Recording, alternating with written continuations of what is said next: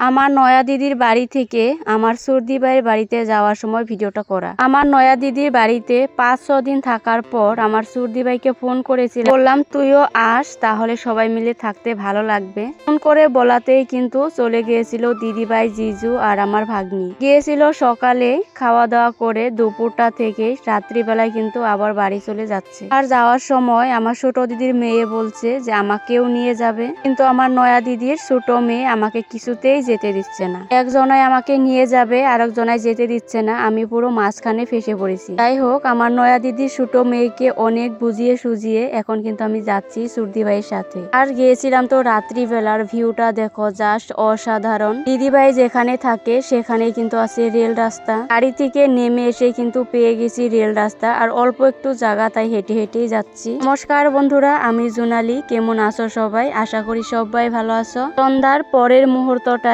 Rail রাস্তার মাঝখান দিয়ে হেঁটে হেঁটে যাচ্ছি।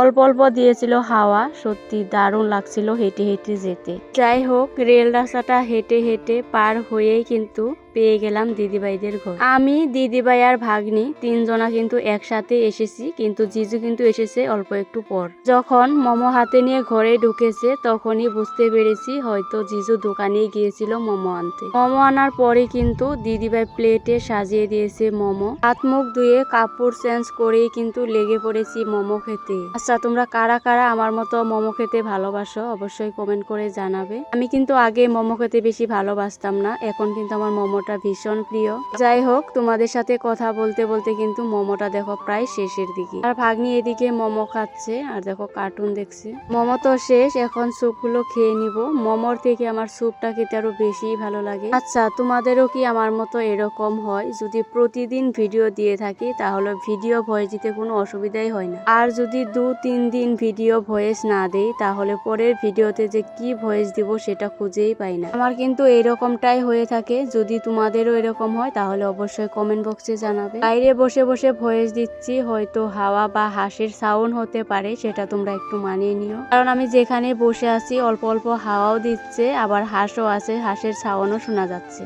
আমি সত্যি খুবই অলস, কারণ দেখো 2-3 মাস হয়ে গেছে ভিডিওটা করা, এখনো তোমাদের সাথে শেয়ারই করতে পারলাম না।